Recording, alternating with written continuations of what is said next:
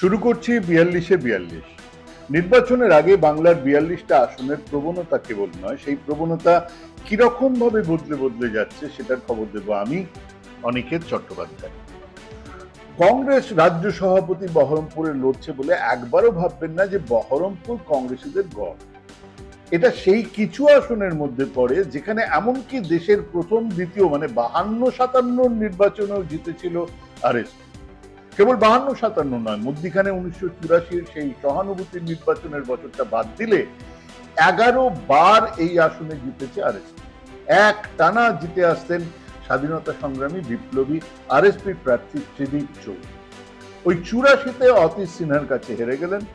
তারপর ৮৬ থেকে ৯৯ মারা যাবার আগে পর্যন্ত রাজ্যসভার সদস্য ছিলেন, আর ওনার পরিবর্তে প্রার্থী হতেন ননী ভট্টাচার্য।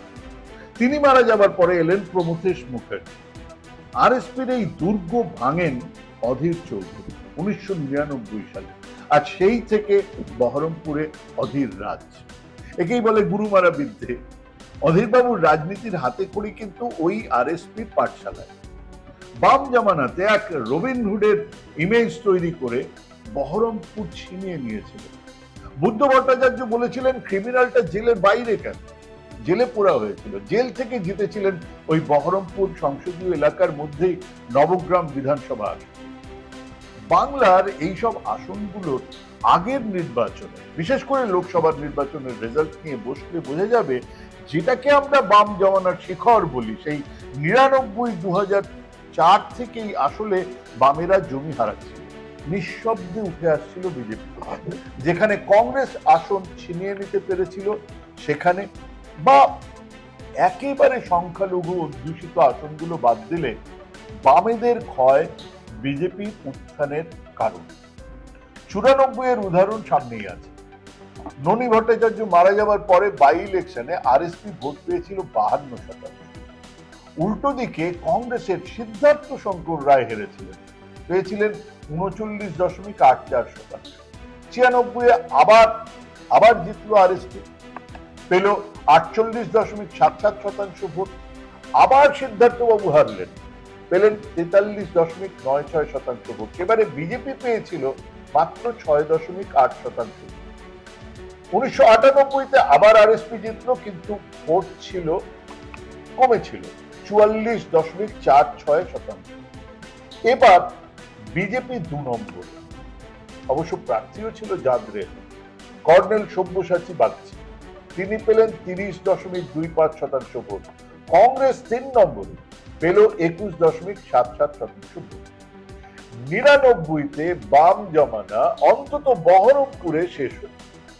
অধীর চৌধুরী কংগ্রেসের প্রার্থী জিতলেন, ৪৬.৮৬% ভোট পেলেন।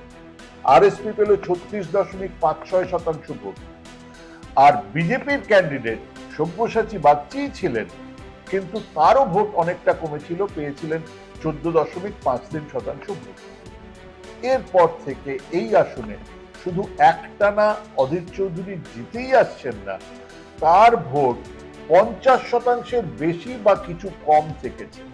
আরএসপির ভোট উল্টো দিকে কমতে কমতে ২০১৯-এ ১%, হ্যাঁ ১% এসে ঠেকেছে। সিপিআইএম তো ডুবেছে, কিন্তু বামফ্রন্টের শরিকরা উবে গেছে সর্বত্র। এই ছবি সবচেয়ে ক্ষতিগ্রস্ত শরিক দলের লোকজনেরা। সেই ভোটে এই আসন গেছে তৃণমূলের দিকে। মানে ওই যে বামেদের ভোট কমেছে, সেটা বহরমপুরে কিন্তু তৃণমূল পেয়েছে। বিজেপির ভোট কখনো ৮%, কখনো ১২-১৪%, তার বেশি আর হয়। শেষ নির্বাচন ২০১৯, অধীর চৌধুরী জিতেছিলেন, পেয়েছিলেন ৪৫.৪৭% ভোট। ৪.৫%-এর বেশি ভোট কমেছিল। তার উল্টো দিকে দাঁড়িয়েছিলেন একদা তার ডান হাত ডেভিড অপূর্ব সরকার। তিনি তার আগেই যোগ দিয়েছেন তৃণমূলে, পেয়েছিলেন ৩৯.২৬% ভোট। বিজেপি ১১%, আর একদা কোদাল বেলচা নিয়ে বহরমপুরের দখলদার আরএসপির ঈদ মোহাম্মদ পেয়েছিলেন ১% ভোট। এবারে সেই বহরমপুরে বাম কংগ্রেসের প্রার্থী আবার অধীর চৌধুরী। এবারে জোট বিজেপির প্রার্থী নির্মল কুমার সাহা আর তৃণমূলের ইউসুফ পাঠান। অধীর চৌধুরী জানেন তার কঠিনতম লড়াইয়ের মুখোমুখি তিনি দাঁড়িয়ে। অনেকেই বলছেন এই আসনে দিদিমণি ওয়াক ওভার দিয়েছেন অধীর বাবু। এটা ওই সিপিএম এর বীজমূল তত্ত্বের মতো। আসলে ইউসুফ পাঠানকে আনার পেছনে বেশ কিছু অঙ্ক কাজ করছে। প্রথমে আসি অধীর বাবুর কথায়। এখানে বাম কংগ্রেস ভোটের অঙ্কে কোনো ফারাক তৈরি করতে পারবে না। বামেদের ভোটটাই বা কোথায় যে সেটা ট্রান্সফার হবে? অধীর বাবু ইতিমধ্যেই তার ডান হাত বাঁ হাত সবই খুইয়েছেন। 60% নেতা কর্মী ওই দিদিমণির উন্নয়ন যজ্ঞে ঝাঁপ দিয়েছেন। 2019-এ কংগ্রেস ছেড়ে তৃণমূলে গিয়ে অধীর বাবুর একদা ডান হাত ডেভিড সরকার তার বিরুদ্ধে লড়েছিলেন, হেরেছিলেন, কিন্তু এখন কান্দি থেকে তৃণমূল দলের নির্বাচিত এমএলএ। অবশ্য 2006 থেকেই উনি ওই আসনে জিতে আসছেন। রাজনীতির অনেকটা সময় দিল্লিতে দিতে হয় বলেই হয়তো সাংসদ এলাকার সঙ্গে নারীর যোগাযোগ একটু কেটেছে অধীর বাবু। তবু যা আছে তাই বা কম।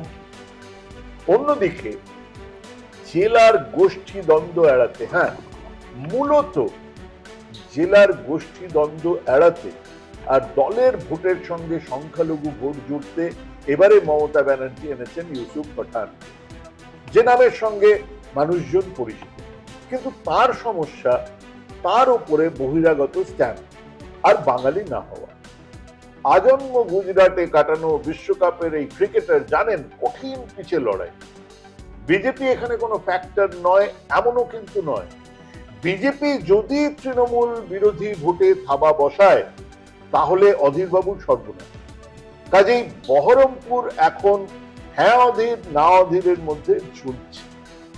তৃণমূলের মিছিলে বাজছে ঝুমেজো পাঠান মেরি জান। ভোটের অঙ্ক যারা হিসেব করতে ভালোবাসেন তাদের জন্য দুটো তথ্য দিই। প্রথমটা হলো এই আসনে সংখ্যালঘু ভোট 53-54%। হিসেবটা বুঝুন। আর এই সংসদীয় আসনের মধ্যে 7টা বিধানসভার 2021-এ তৃণমূলের ভোট ছিল 50.1%, বিজেপির ভোট ছিল 31.6%, কংগ্রেসের ভোট মাত্র 15.1%। 7টা আসনে খেলার রেজাল্ট ছিল 6-1। বারোয়া, কান্দি, ভরতপুর, রেজিনগর, বেলডাঙ্গা, নওদা আছে তৃণমূলের হাতে। বহরমপুর আসন জিতেছিল বিজেপি। এক রক্তাক্ত পঞ্চায়েত ভোটের পরেও 2023-এ অধীর বাবুকে অসহায় দেখিয়েছিল রাস্তায় সর্বত্র তৃণমূল, কিন্তু প্রার্থীর নাম এবারেও অধীর চৌধুরী। 92 থেকে প্রতিবার 70-এর মুখে ছাই দিয়ে জিতে এসেছেন। বৃদ্ধ হলেও বাঘ তো বটেই। কাজেই এই আসনে নিদান হেঁকে বোকা হওয়ার দায় আমি নেব না। শুধু এটা বলবো জীবনের কঠিনতম লড়াইয়ের সামনে দাঁড়িয়ে রয়েছেন অধীর চৌধুরী। দিন গড়াক, প্রচার আরো জমে উঠুক, আবার ফিরবো এই আসন নিয়ে। নমস্কার।